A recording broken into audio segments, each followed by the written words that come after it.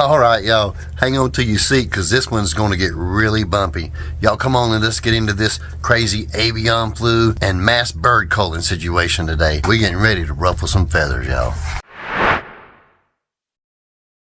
Now, in case you didn't know, avian influenza or bird flu is a viral infection that can wipe out thousands, even millions of chickens in a few days. Farmers and breeders are forced to cull thousands, even millions of birds to stop the spread. And yes, I did say forced because a lot of farmers believe like me. We've been doing the same thing and nothing's really changing. It's just coming back and whipping our tails even harder. Avian flu is a nightmare for poultry breeders worldwide. Every outbreak means mass cullings, economic loss, and the risk of spilling over into other animals. Now let me give you a really quick rundown on what happens when there's an avian flu outbreak in a certain area.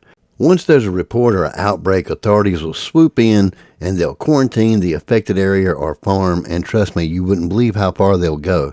Sometimes they'll even cover the neighbors in the surrounding area and quarantine their birds as well. Now, that quarantine sector is quite temporary because the next thing that happens is they'll cull all the visually affected birds and even the non-affected birds.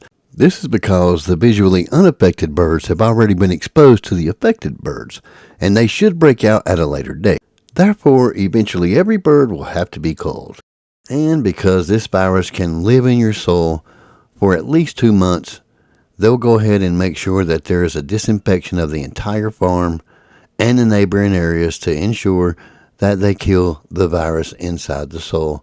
After that, they're going to monitor the owner of the farm and everyone that comes in and out of the farm, including poultry products and poultry itself, from coming in or ever leaving the farm until they say it's been long enough and the infected areas are no longer going to be a trouble. We've always tried to fix this same disease the exact same way. So obviously what we've been doing is not working. Can we all agree with that already? I mean, it's been hundreds of years already. But nature has a different approach. It's called natural selection. Just like some humans are born with and can pass down immunity to disease, some chickens are exactly the same. And some chickens have a resistance to avian flu. So what if instead of wiping out every infected bird, we just allow the naturally resistant ones to survive and pass down their genes? Now, this may not be the perfect solution, but it is something we haven't tried. But here's the thing, y'all. There are privately funded researchers and farmers quietly working on this as we speak. And instead of fighting nature, they're working with it.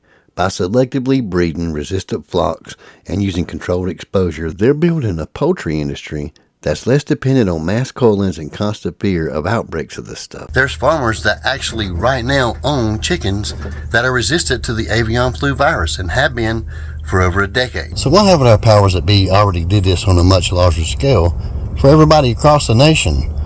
Well, that's because it's going to take years and years to develop a naturally resistant flock. And our nation's largest poultry producers actually agree with the government.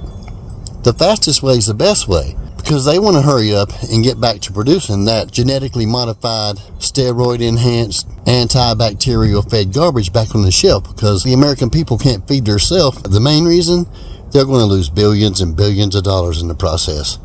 So let's just go ahead and do the fastest way, because it's the best way. Either way, thank y'all for watching this video. Just a thought. Y'all keep on keeping on, and I'll do my best to see you on the next one.